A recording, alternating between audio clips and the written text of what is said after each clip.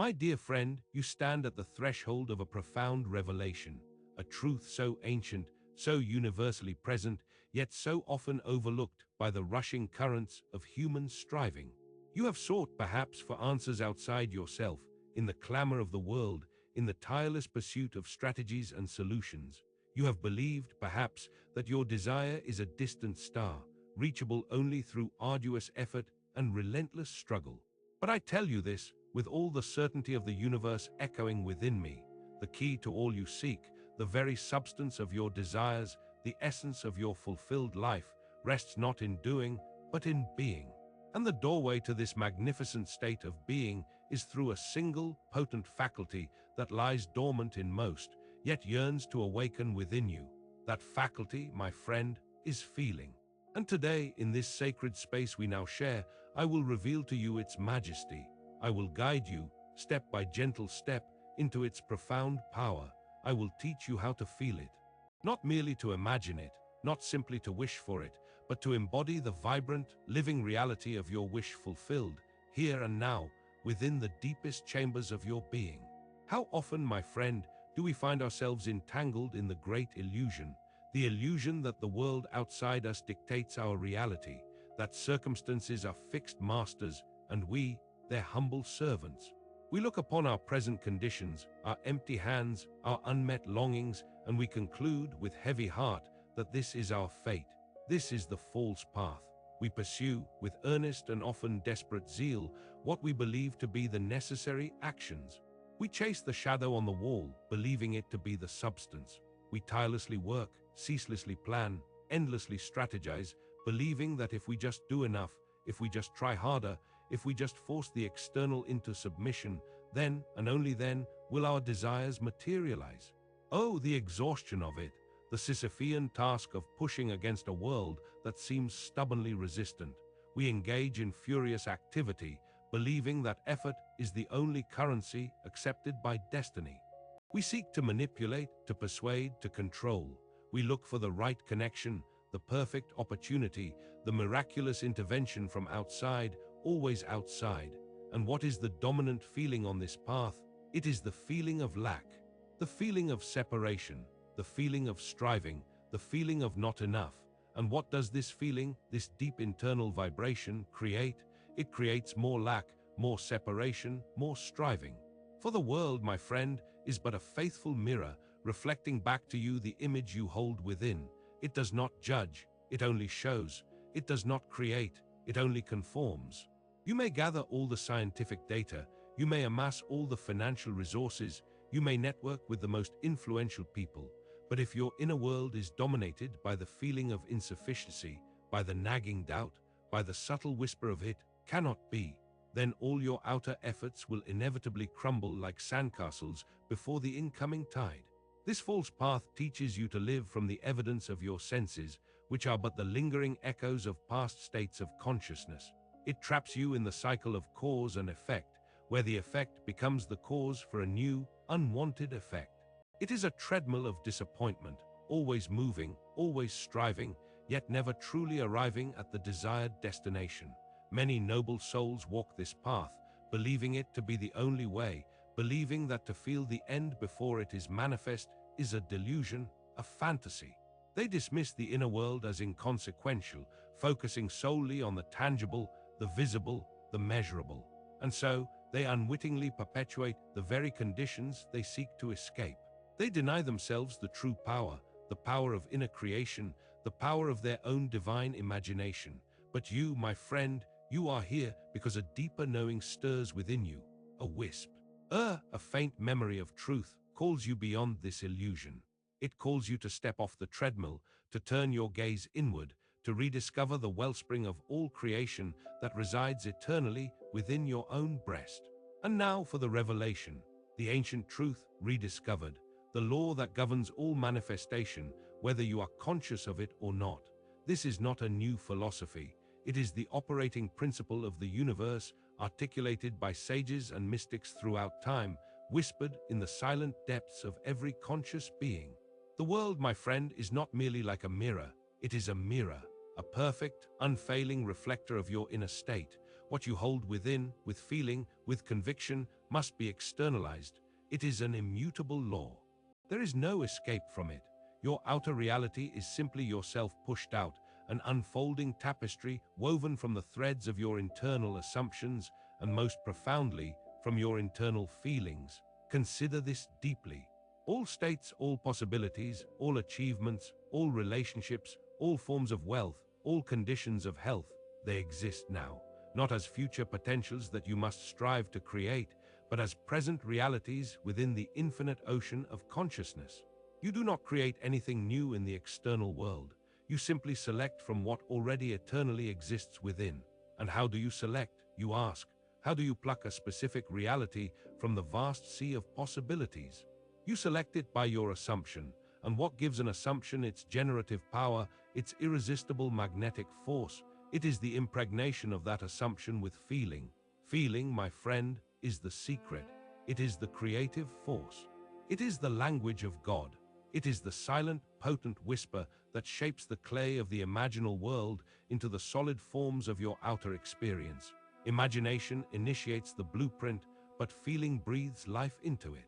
Feeling is the vital energy, the living substance that solidifies the dream into reality. When you assume the feeling of the wish fulfilled, you are not merely playing make-believe. You are activating a specific state within the infinite consciousness that is your true self. You are stepping into that reality, aligning your entire being with its vibration, and thus, you are compelling the outer world, the faithful mirror, to reflect that chosen state back to you. The kingdom of heaven is within. This sacred truth is not a theological abstraction. It is a practical blueprint for creation. Within you, within the boundless expanse of your own consciousness, lies the power to choose, to assume, to feel, and thus to manifest. You are the operant power. There is no other God. There is no other creator. The power that moves mountains is the power of your awakened inner feeling. Do not mistake this for superficial emotion. This is not about fleeting happiness or temporary excitement. This is about a deep, sustained conviction. It is the feeling of naturalness, the quiet assurance that it is so. It is the deep sense of peace that comes from already possessing that which you desire, not in some distant future, but here, now, in the sacred present of your awakened consciousness. This revelation is your freedom. It frees you from the endless striving, from the belief in external limitations, from the tyranny of circumstances. It places the power squarely where it belongs, within you, the creator of your own experience.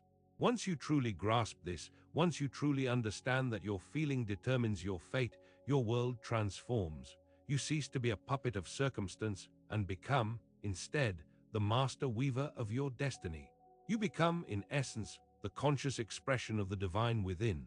Permit me, my friend, to share a simple tale, a living testament to this truth, that it might etch itself more deeply into the chambers of your heart. There was a woman named Elena, who lived in the bustling heart of a city, yet felt a profound solitude within. Her own life, her deepest desire was for a loving, committed partnership, a relationship not born of superficial attraction, but of true companionship, mutual respect, and a quiet, abiding love that felt like coming home. She had tried all the external avenues, dating sites, social clubs, countless introductions. Each attempt brought fleeting hope, followed by the familiar ache of disappointment. She was tired, weary of the chase, weary of feeling inadequate or unseen. One evening, after another disheartening encounter, Elena stumbled upon this very teaching. Initially, skepticism was her companion. How can merely feeling it bring me what I seek? I must do something, meet someone, act. But the inner voice, tired of the endless striving, urged her to try. So, Elena decided to embark on an experiment. She would cease all external searching for a time. Instead, she would dedicate herself to the inner work. She began by defining not who this person would be, nor how they would meet, but rather what it would feel like to already be in that desired relationship. She closed her eyes each night, not to fantasize about a face, but to immerse herself in the feeling of being cherished. She imagined waking up in the morning and feeling a sense of deep peace and belonging, knowing that a loving partner was beside her. She felt the warmth of shared laughter, the quiet comfort of a hand holding hers during a walk, the profound sense of being truly understood without words. She focused on the feeling of safety, of being seen, of gentle affection, of mutual support. She created a simple, living scene in her mind. Her partner entering the doorway after a long day, she would greet him with a smile, a hug, and a silent, profound sense of gratitude that he was there. This wasn't about a specific individual, but about the state of being in that desired relationship. She would mentally embrace this feeling, this naturalness, until she fell asleep, sinking into the sensation of already being the woman happily and securely partnered. Initially, it was difficult. Her mind would wander to past disappointments, to the present solitude, but she persisted, gently, patiently returning to the feeling. She learned to quiet the outer voices of doubt and to listen to the inner whisper of conviction. She practiced feeling the peace, the joy, the completeness that this relationship would bring, as if it were already her present reality. Weeks turned into a few months. Elena continued her daily life, but with a new quiet confidence, a serene inner knowing. She was no longer desperate, no longer chasing. She was being the woman who was already loved. Then, one rainy afternoon, quite unexpectedly, while volunteering at a local community event, something she had done for years without any romantic intention, she found herself working alongside a man named David. There was an immediate ease, a natural flow to their conversation, a shared sense of humor. He listened attentively, his eyes holding a kindness that felt deeply familiar. As they spoke, as they worked, Elena realized with a startling clarity that this man embodied the very feelings she had so carefully cultivated within herself. The feeling of mutual respect, of understanding, of gentle affection, of safety. He was, in essence, the physical manifestation of the inner state she had so diligently assumed. Their relationship unfolded with a beautiful, natural grace. There was no struggle, no convincing, no doubt. It felt, as she had imagined, like coming home. She had not sought him in the external world. She had cultivated the feeling of the relationship within herself, and the world, as a faithful mirror, had presented him to her. This is not a story of magic, my friend. It is a story of law. It is the simple, undeniable proof that when you dare to assume the feeling of the wish fulfilled, when you truly feel it with every fiber of your being, the invisible becomes visible. The imaginal becomes manifest. The inner reality compels the outer to conform. This is the power available to you always through the simple act of feeling. Now let us delve into the practical, the sacred ritual, the method by which you too can learn to truly feel it.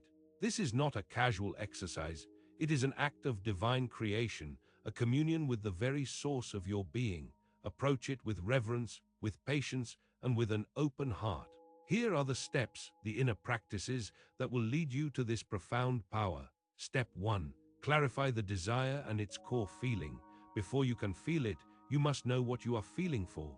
Go beyond the superficial object of your desire. Do not merely say, "I want more money." Ask yourself, what state does that money bring? Is it freedom, security, the ability to be generous? If you desire a specific car, what is the feeling that car embodies for you? Is it luxury, comfort, adventure? Your target is not merely the thing, but the feeling it evokes. This is critical. Identify the core emotional state that the fulfillment of your wish will bring. Write it down. Speak it aloud. Let that core feeling resonate within you. Peace, joy, abundance, perfect health, profound love, creative fulfillment. This feeling is your compass. Step 2. Enter the stillness, the inner Sabbath. Find a quiet place where you will not be disturbed. Sit or lie down in a comfortable position. Close your eyes. Take a few deep, slow breaths, allowing your body to relax, allowing the tension to drain from your shoulders, your jaw, your hands. Disengage from the external world. Let the sounds outside fade. Let the thoughts of the day dissolve. This is your sacred space, your inner sanctuary. You are entering the Sabbath, the state of rest where all creation begins. You are quieting the 5 senses, turning your attention inward, away from the evidence of what is, and toward the reality of what can be. Step 3. Craft the implied scene. Now, with your mind's eye, create a short, vivid, living scene that implies your wish is already fulfilled. This is not about the process of getting it, but the fact of already having it. The scene should be brief, a snapshot, and intensely personal. If you desire a new home, perhaps you feel the texture of your new kitchen counter, or you hear a friend congratulate you on your beautiful new space. If you desire perfect health, you might feel the exhilarating freedom of running effortlessly, or hear a doctor confirm your complete recovery. If you desire a loving relationship, you might feel the warmth of your partner's hand in yours, or hear them speak words of deep affection. Engage as many of your senses as possible in this scene. What do you see? What do you hear? What do you smell? What do you taste? What do you touch? Make it as real as possible, but keep it concise. This scene is the vessel for your feeling. Step 4. Impregnate the scene with feeling. This is where you feel it. This is the core, the very heart of the method. Once your scene is clear, step into it. Become the person in that scene. Do not observe it. Experience it. Feel the texture, hear the sounds, most importantly, feel the emotional impact. What is the natural, spontaneous feeling that arises from having your wish fulfilled right now? Is it profound relief? Is it exuberant joy? Is it a quiet, settled gratitude? Is it deep peace? Linger in this feeling. Allow it to wash over you, to permeate every cell of your being. Repeat the scene gently, allowing the feeling to deepen with each repetition. Do it not as a chore, but as an act of ecstatic embodiment. Let the feeling build. Let it become so real, so natural, that it carries the thrill of reality.